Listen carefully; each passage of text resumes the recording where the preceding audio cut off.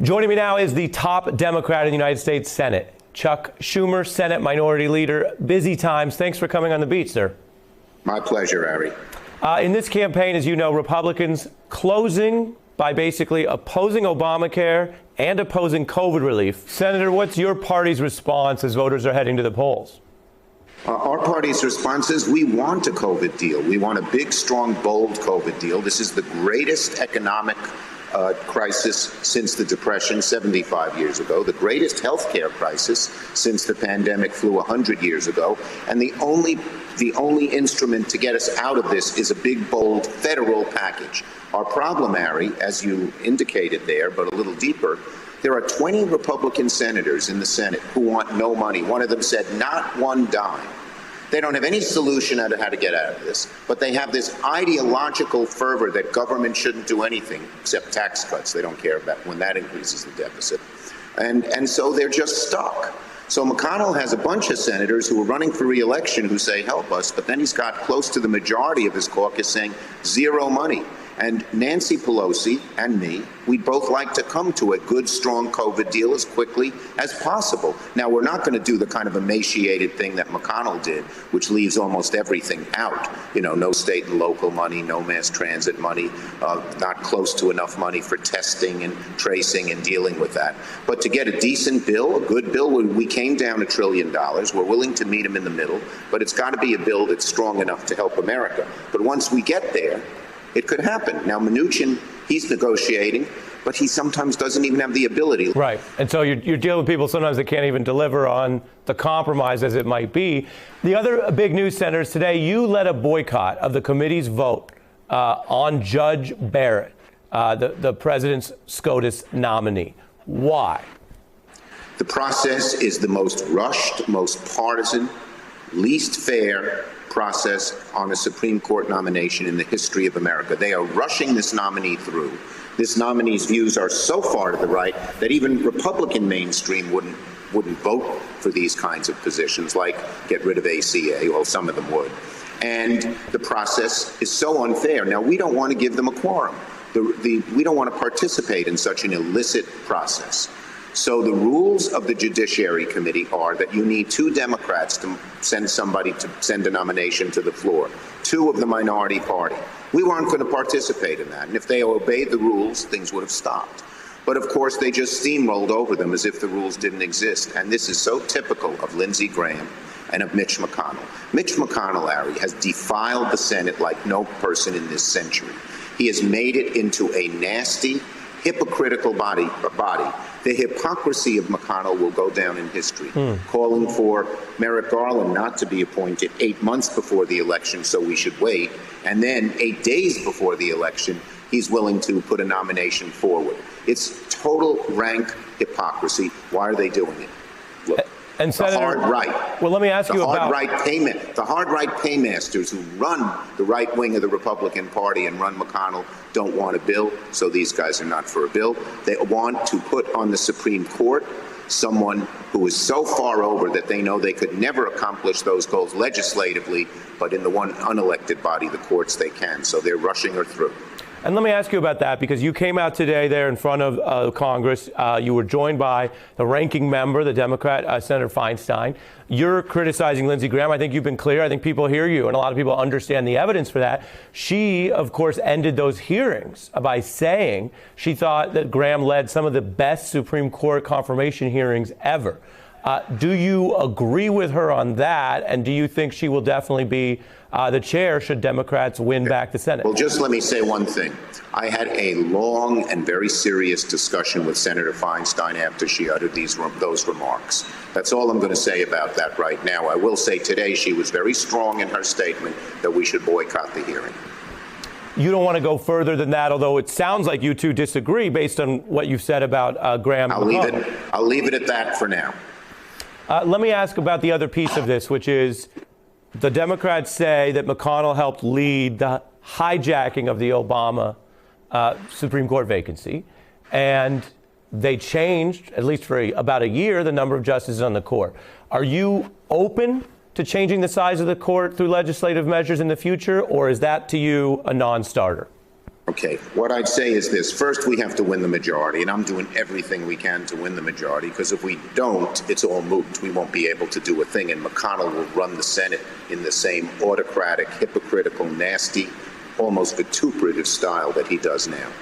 If we win back the Senate, we will all sit down and discuss things, and I'll say this to you, Larry, everything is on the table. Okay. I'm not taking anything off. Interesting. Because you are running to get control, as you say, and people care about a lot of issues out there, and I know you care a lot and work a lot on policy, I'd like to go through just a couple of policy items and find out if, as Senate Majority Leader, if you win, would you bring these to a floor vote or not? The first being a big one, Medicare for all. Look, we have to do much more to make health care more affordable and better for the vast majority of Americans. There are different ways, different proposals in our caucus to do it, but you will see strong health care legislation on the floor of the Senate quickly. Would you commit to that as a floor vote? And Kamala Harris, by the way, as you know on the ticket, is for it, or you're not ready to commit that would get a vote? Our caucus, I have a leadership team. We meet every Monday night. It has Bernie Sanders and Elizabeth Warren on it. It has Mark Warner and Joe Manchin on it. And we come together. And what we've come together here to agree on is that we need big, strong change in health care. Different people have different paths to do it. Should we get the majority, we'll come together and find the strongest thing that gets the most votes. You mentioned Elizabeth Warren on the team. You were out with her earlier just this week at a press conference. I saw you guys giving each other tips on the best way to wear the masks and your Yankees mask. And she has a plan that, as you know, has a lot of support. AOC and other progressives very interested in this. It goes beyond just the normal tax approach in the United States, given the explosion of the super 1%. And she would, I'm simplifying, but as you know, she would basically make new brackets for people in households that are over 50 mil and over $1 billion. Do you support having a vote in a Schumer Senate on that kind of package? Or well, again, I'm not going to commit to a vote on a specific piece of legislation that I haven't seen. I can tell you I think the tax code, particularly after Trump, favors the wealthy, not the middle class, not the poor, and we have to reverse that and change it in a very serious way. Okay. Ever the tactician and lawyer, I see you're not making hard commitments. I'll do one more on this list, though, because as you know, people want to know. Harry, yes, if you were sitting in my chair, you wouldn't either at this point. Well, I'm a long way from your chair, Senator. But the last one, actually, weirdly to many, came up in McConnell's Senate when he was pushing for a Green New Deal vote. You said at the time it was basically a diversion, that it was in bad faith. I think a lot of viewers and citizens would look at your view and agree, because Mitch McConnell wasn't supporting the Green New Deal. So it seemed like politics. It was vintage McConnell, all political trickery, no substance, no belief. But given everything going on, from global warming to these fires to all these problems to the racial and economic injustice in the environment, do you see a Schumer Senate as going towards a Green New Deal vote, or was the reason, this is my question to you, was the reason that was vintage McConnell was precisely because he thought and argued that it would pit certain Democrats, maybe like you, against the Greens? There's a new program called the Thrive Agenda. Eddie Markey, the author of the Green New Deal, and I are the two lead sponsors. It takes the basic principles of the Green New Deal and makes them, puts them more specifically. I am for big, bold climate legislation early on.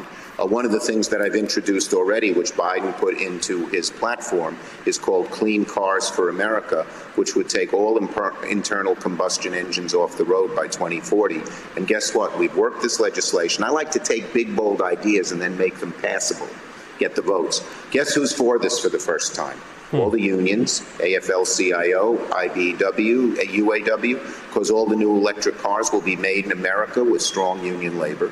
And the Ford and GM, because they want to become the center of electric car manufacturing, don't want to let China do it, in addition to all the environmental groups from the more moderate to the most progressive. We put that bill on the floor, it's going to pass. We want to do the same thing for electricity, for buildings, and for agriculture and manufacturing. So it's a big, bold, strong bill along the concepts and principles of the Green New Deal.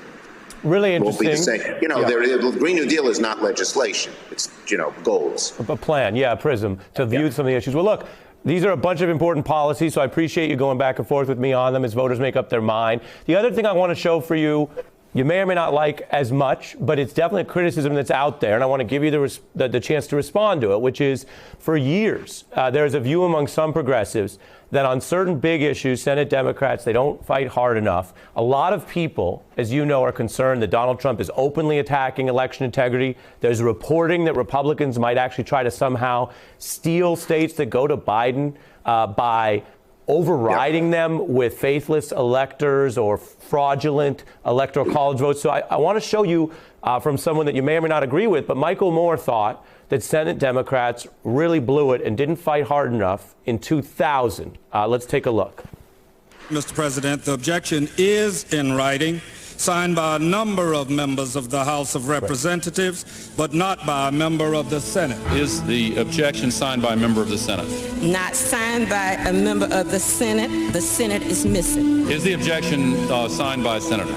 Unfortunately, Mr. President, it is not signed by one single senator. And it's a sad day in America, Mr. President, when we can't find a senator to sign objections. The gentleman will suspend. Won't sign objections, Mr. President. The gentleman will suspend. He dramatized that factual moment where many CBC members were looking, and as they put it, they couldn't find a, quote, single senator or a Democratic senator to join in their challenges. Look, what do you say to critics who are concerned about the Senate Democrats not always fighting to the end? I can't tell you what happened in 2000 there, but I can tell you what's going to happen now. We are fighting really hard to make sure they don't steal the elections. The DSCC, our Senate Campaign Committee, has the best election lawyer who's won victory after victory. He's relentlessly fighting court cases, just won 2 big ones in Pennsylvania and North Carolina. There's a task force of senators with Amy Klobuchar, Bernie Sanders, Chris Murphy, Tammy Duckworth, and Martin Heinrich that's reaching out in a variety of different ways to prevent them from stealing the election. We are going to fight tooth and nail. I don't know if you want to blame the senators or somebody else, you know, the Gore campaign or whatever, but we are going to fight, and not let Donald Trump steal the election, and we'll do everything that it takes. Would you say then... We're working on it now. Would you say then you're linked with the Biden campaign to be more aggressive, perhaps, than in the past? Much more. Yeah. My last question to you, sir, is a straightforward one. There's a lot of focus on Trump v. Biden, a lot of votes already out, record-breaking early vote. But what do you think is important that people keep in mind down ballot in the Senate races? How would their lives change if McConnell's out and you and the Democrats are in? Their lives would change in a whole lot of ways. Healthcare would be better. There'd be many more jobs. We would try to put broadband in every home, whether it be rural homes or inner city homes, which really matters to those folks. We would have immigration reform and say that immigrants are going to have a path to citizenship and can live in freedom and spur on the economy in a whole variety of different ways. We would make sure that that LGBTQ rights were protected. Go up and down the line. We have a big, bold agenda that will make lives of average American families better. They will have more money in their pockets. Their kids will have more opportunity. Elizabeth Warren and I are asking the Biden administration on day one, we think they have the power to do it, to forego $50 million. Every student has $50,000 of their loans forgiven. We are looking up and down the line at what ails average middle-class people the most and trying to make it a lot better. It'll be a strong, bold agenda. And we're going to fight very hard to get it, provided, of course, we get the majority. So don't forget to vote, everybody. Minority Leader Chuck Schumer, at a very busy time. Thank you for coming on The Beat. I hope you'll come back, sir. Nice to talk to you. Hey, I'm Ari Melber from MSNBC. You can see more of our videos right here, or better yet, subscribe to our YouTube channel below. You could have been anywhere in the world, but you're here with us, and we appreciate that.